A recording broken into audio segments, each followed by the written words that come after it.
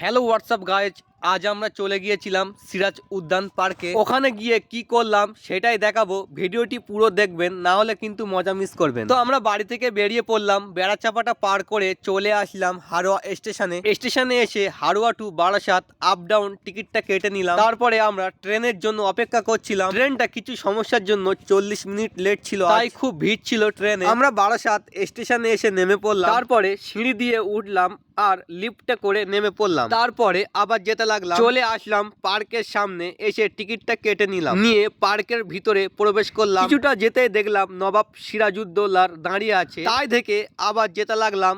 তো ভাই, এটা ফেব্রুয়ারি মাস চলছে, আজ কি ডে আমরা তো জানি না। এসে দেখছি সব কাপলসরা বসে গল্প করছে, আমরা তো সিঙ্গেল, তাই ওদেরকে দেখে মনে হচ্ছিল যে এই কামানটা দিয়ে উড়িয়ে দিতে। তো বন্ধু বলছে দুঃখ করিস না, একদিন আমাদেরও হবে। তো বন্ধুর কথাই মোটিভেশন পেয়ে আবার যেতে লাগলাম। তারপরে পুকুরের ধারে এসে একটু বসেছি, আর একটা ছেলে একটা মেয়েকে বলছে, সোনা তুমি চাঁদের থেকেও সুন্দর। শালা ছোটবেলায় যে চাঁদকে ও মামা বলে ডাকতো, এখন নাকি সেই চাঁদের থেকে ও জিএফ সুন্দর। তো ওদেরকে ডিস্টার্ব না করে আমরা আবার উঠে যেতে লাগলাম। তারপরে দেখছি একটা ট্রেন চলে আসলো পার্কের ভিতরে। বন্ধু বলছে চল আমরা লাফ দিই ট্রেনের নিচে, আমাদের আর হবে না। তাই আমরা মনের দুঃখে পার্ক থেকে বেরিয়ে পড়লাম। তারপরে স্টেশনে এসে ট্রেনে উঠে পড়লাম। তারপরে হাড়োয়া স্টেশনে এসে নেমে পড়লাম, নেমে চপ ও ঘুগনি খেয়ে বাড়ির দিকে রওনা দিলাম। আর ভিডিওটি ভালো লাগলে ফলো করতে ভুলবেন না। দেখা হবে পরের কোনো ভিডিওতে।